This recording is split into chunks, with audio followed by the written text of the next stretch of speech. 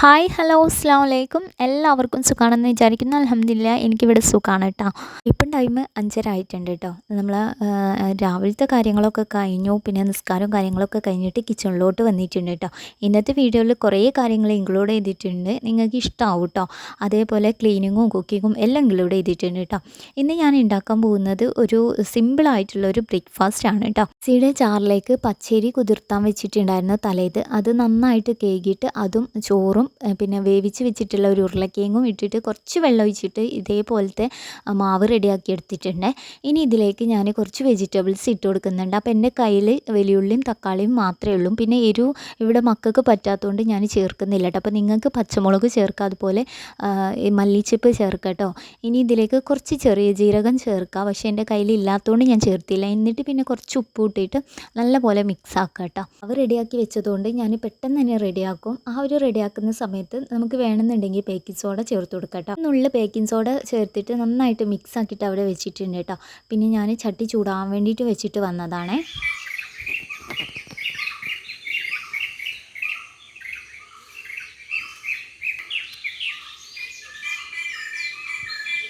നല്ല മഞ്ഞുണ്ടായതുകൊണ്ട് തന്നെ പുറത്തെ കാഴ്ചയും കിളികളും നാദും കാര്യങ്ങളൊക്കെ കേട്ടിട്ടാണ് കേട്ടോ ഞാൻ അകത്തേക്ക് വന്നിട്ടുണ്ടായിരുന്നത്. നേരത്തെ തന്നെ ഞാൻ ഇതിലേക്ക് ഉപ്പും ബേക്കിംഗ് സോഡ ഒരു നുള്ളും കൂടി ഇട്ടിട്ട് നല്ലപോലെ മിക്സ് ആക്കിയിട്ടുണ്ട് കേട്ടോ. ഈ ഒരു ബാറ്റർ ഈ ഒരു രീതിയിലാണ് കേട്ടോ ഈ ഒരു മാവ് നമുക്ക് ആവശ്യമായിട്ടുള്ളത്. അപ്പോൾ വെള്ളം ചേർക്കുമ്പോൾ നമ്മൾ ഏറിപ്പോവാതിരിക്കാൻ വേണ്ടിയിട്ട് നോക്കാം കേട്ടോ. എന്നിട്ട് പിന്നെ നല്ലപോലെ ഒന്ന് മിക്സ് ആക്കി കൊടുക്കുക. നേരത്തെ തന്നെ ഞാൻ ചട്ടിയൊക്കെ ചൂടാവാൻ വെച്ചതുകൊണ്ട് തന്നെ ഇതിലേക്ക് ഒരു നുള്ള് വെളിച്ചെണ്ണ ഒരു സ്പൂണിലാക്കിയിട്ട് ഒഴിച്ച് കൊടുക്കുന്നുണ്ട്. എന്നിട്ട് ജസ്റ്റ് ഒന്ന് ചുറ്റിച്ചതിന് ശേഷം ഇതാ ഓരോ ബാറ്ററായിട്ട് ഒഴിച്ച് കൊടുക്കുന്നുണ്ട് കേട്ടോ. അപ്പോൾ ഞാൻ ഈ ഒരു തവിക്ക് 2 തവി ഒഴിച്ചിട്ട് പെട്ടെന്ന് തന്നെ ഒന്ന് അടച്ച് വെച്ചിട്ടുണ്ട്. എന്നിട്ട് കുറച്ചൊരു മിനിറ്റ് കഴിഞ്ഞിട്ട് നമ്മൾ കുറച്ച് മിനിറ്റ് കഴിഞ്ഞാൽ മതി കേട്ടോ. ഒരു 5 മിനിറ്റ് ഒന്നും ആവണ്ട. അതിനിടയിൽ വന്നിട്ട് ജസ്റ്റ് ഒന്ന് നോക്കുമ്പോൾ മുകളിൽ നന്നായിട്ട് പൊങ്ങി വരും കേട്ടോ. അങ്ങനെ പൊങ്ങി വരുന്ന സമയത്താണ് നമ്മളിത് മറിച്ചിടേണ്ടത് കേട്ടോ. അപ്പോൾ ഇതൊന്ന് കുക്കായി വന്നാൽ ഇതിൻ്റെ ആ ഒരു വെജിറ്റബിൾസിൻ്റെ ഇതൊക്കെ കാണുമ്പം നല്ല രസമാണ് കേട്ടോ കാണാൻ വേണ്ടിയിട്ട് തന്നെ. അങ്ങനെ ഇതൊന്ന് ഞാൻ മറിച്ചിട്ട് കൊടുക്കുകയാണ് കേട്ടോ. നമ്മളെ വീട്ടിൽ വെജിറ്റബിൾസൊക്കെ കഴിക്കാത്ത മക്കളുണ്ടെങ്കിൽ ഇതേപോലെ നമ്മൾ റെഡിയാക്കി കൊടുക്കുകയാണെങ്കിൽ അവർ കഴിച്ചോളൂ കേട്ടോ. അതേപോലെ ഹെൽത്തി ആയിട്ടുള്ള ഒരു ബ്രേക്ക്ഫാസ്റ്റ് കൂടിയാണ് കേട്ടോ ഇത്. അങ്ങനെ ഇതൊന്ന് റെഡിയാക്കി എടുത്തിട്ടുണ്ട് കേട്ടോ. അങ്ങനെ അത് നമ്മളൊന്ന് മറിച്ചിട്ടതിന് ശേഷം ഒരു 2-3 മിനിറ്റ് ഒന്ന് കുക്കായി കിട്ടാൽ മതി കേട്ടോ. പെട്ടെന്ന് തന്നെ കുക്കായി കിട്ടും.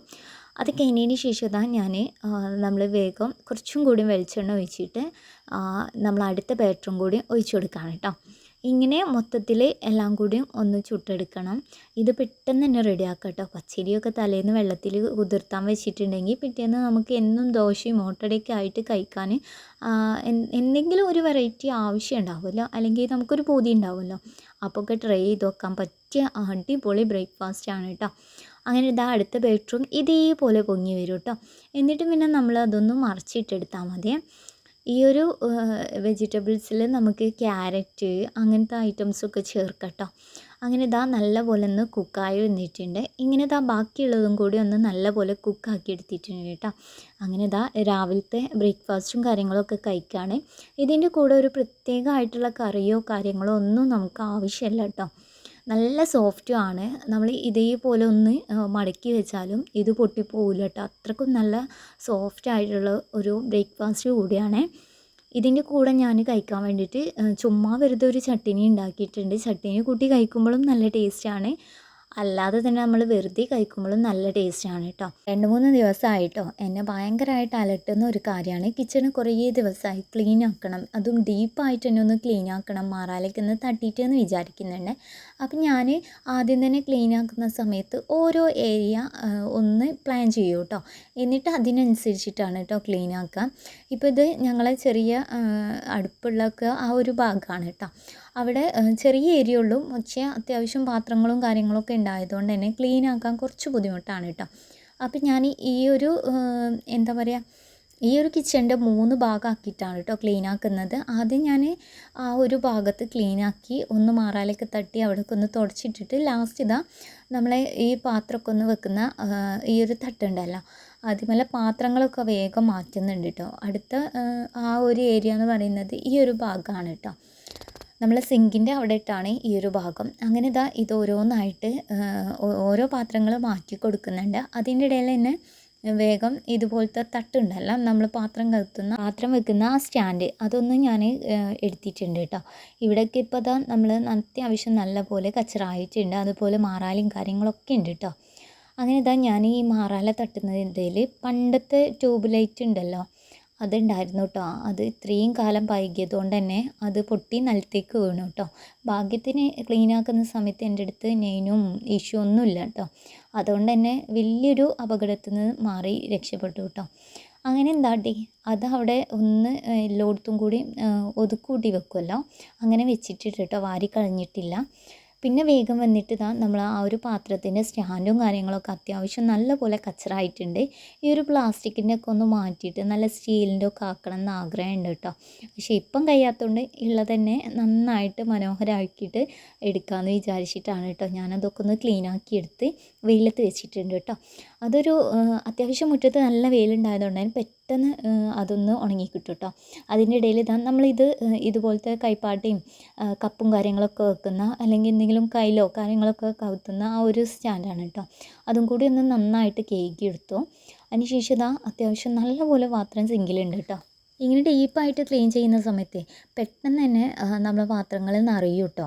പിന്നെ ഇതാ ഈ സ്റ്റാൻഡൊക്കെ ഒന്ന് ഉണങ്ങി വന്നപ്പോൾ ഞാൻ പിന്നെ അത് ഈ ഒരു 2 ആണിമേലാണ് കേട്ടോ നിൽക്കുന്നത്. പക്ഷെ ഒന്നും കൂടി ബലം കിട്ടാൻ വേണ്ടിയിട്ട് ഞാൻ ഇതിൻ്റെ ആ ഒരു പട്ടികമ്മം കൂടി നന്നായിട്ട് കയറിട്ടിട്ട് കിട്ടുന്നുണ്ട് കേട്ടോ. എന്നാൽ പിന്നെ നല്ല ബലത്തിൽ അവിടെ നിന്നോളൂ കേട്ടോ.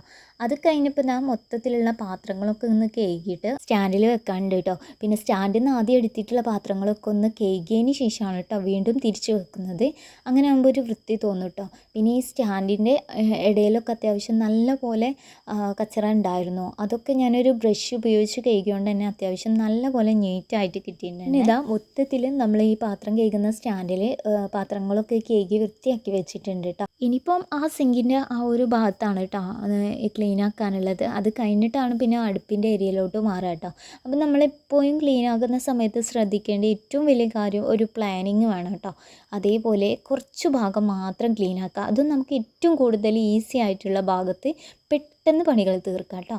ലാസ്റ്റിലേക്ക് നമുക്ക് ടഫായിട്ടുള്ള പണി മാറ്റി വെക്കാം കേട്ടോ. ഇങ്ങനെയൊക്കെ ചെയ്താൽ തന്നെ നമ്മളെ പണികളും ക്ലീനിങ്ങും ഒക്കെ നമുക്ക് എളുപ്പമാക്കാൻ കഴിയും. അതേപോലെ നമ്മൾ മടി പിടിച്ചിരിക്കുന്ന സമയത്ത് അല്ലെങ്കിൽ അങ്ങനെയൊക്കെ ആകുമ്പോഴല്ലേ നമുക്ക് ക്ലീൻ ചെയ്യാൻ പറ്റാത്തത്. പക്ഷെ നമുക്ക് എന്താ പറയുക തോന്നണം നമ്മൾ ക്ലീൻ ആക്കണം എന്നുള്ളത്. അത് എന്നെ സംബന്ധിച്ചും അങ്ങനെയൊക്കെ തന്നെയാണ്. ക്ലീൻ ആക്കണം എന്ന് വിചാരിച്ചിട്ടുണ്ടെങ്കിൽ പിന്നെ അത് ഞാൻ ക്ലീൻ ആക്കിയിട്ടേ അടുങ്ങുള്ളൂ കേട്ടോ. അപ്പോൾ ഇന്ന് ഞാൻ ഈ ഒരു ചെറിയ കിച്ചണിൽ നന്നാക്കാമെന്ന് വിചാരിച്ചിട്ടാണ് കേട്ടോ മൊത്തത്തിലൊന്ന് ഇറങ്ങിയിട്ടുണ്ടായിരുന്നത്. അപ്പോൾ രാവിലത്തെ ബ്രേക്ക്ഫാസ്റ്റും കാര്യങ്ങളൊക്കെ കഴിഞ്ഞു. ഉച്ചയ്ക്ക് പിന്നെ മെയിനായിട്ട് ഫുഡും കാര്യങ്ങളൊന്നും ഉണ്ടാക്കണ്ട കേട്ടോ. അതുകൊണ്ട് തന്നെയാണ് ഞാൻ ക്ലീനിങ്ങിലേക്ക് ഇറങ്ങിയിട്ടുള്ളത് കേട്ടോ. പിന്നെ നിങ്ങളൊക്കെ ക്ലീൻ ചെയ്യുന്ന സമയത്ത് എങ്ങനെയാണെന്നൊന്നും എനിക്കറിയില്ല. പക്ഷേ ഞാൻ ക്ലീൻ ചെയ്യാറ് ഇങ്ങനെയൊക്കെയാണ്. കിച്ചൻ്റെ ഒരു തല മുതൽ സിങ്കിൻ്റെ ഒരു തല വരെ ഞാൻ നന്നാക്കിയിട്ടുണ്ട്. ലാസ്റ്റ് നമ്മൾ അടുപ്പിൻ്റെ മുകളിലായിട്ട് അത്യാവശ്യം നല്ല പോലെ ഈ എന്താ പറയുക വേളാട്ടങ്കരി എന്ന് പറയും ഇവിടെ, അതേപോലെ അത്യാവശ്യം നല്ല പോലെ കരിയും ചെതലും അതേപോലെ മറ്റേ മാറാലിയും ഒക്കെ ഉണ്ടായിരുന്നു കേട്ടോ. അതൊക്കെ പിന്നെ നല്ല പോലെ തട്ടിയതിന് ശേഷമാണ് പിന്നെ അടുപ്പിൻ്റെ മുകളിൽ ഒന്ന് പൊടി തട്ടിയതിന് ശേഷം 2-3 പ്രാവശ്യം തുടച്ചെടുക്കുന്നുണ്ടേ. എന്നാൽ തന്നെ നല്ല വൃത്തിയായി കിട്ടും കേട്ടോ. അതൊക്കെ കഴിഞ്ഞിട്ട് പിന്നെ അതാ മൊത്തത്തിലൊന്ന് തുടച്ചെടുക്കുകയാണ് കേട്ടോ. കിച്ചണിൻ്റെ ഒരവസ്ഥ എന്ന് പറഞ്ഞിട്ടുണ്ടെങ്കിൽ അത്യാവശ്യം നല്ല പോലെ കച്ചറായിട്ടുണ്ട്. അപ്പോൾ പിന്നെ ഒരു 4-5 പ്രാവശ്യം വെള്ളം ഉപയോഗിച്ചിട്ട് തന്നെ ഒന്ന് നന്നായിട്ട് തുടച്ചെടുക്കുന്നുണ്ട് കേട്ടോ. ഇതൊക്കെ ഇപ്പം ഞങ്ങൾക്കും അറിയാമല്ലോ, ഇതൊക്കെ ഇപ്പം ഞങ്ങളും ചെയ്യുന്നല്ലേ എന്ന് ഒരുപാട് പേര് ചിന്തിക്കുന്നുണ്ടാവും കേട്ടോ. പക്ഷേ ഇതും ചെയ്യാനും മടിയുള്ളവരുണ്ട്. അപ്പോൾ എൻ്റെ വീഡിയോ കാണുമ്പോൾ അവർക്കൊക്കെ ഇൻസ്പിറേഷൻ ആണെന്ന് അറിയുന്നുണ്ട് കേട്ടോ. അവരെന്നോട് പറയുന്നുണ്ട് കമൻറ്റായിട്ടും മെസ്സേജായിട്ടും ഒക്കെ.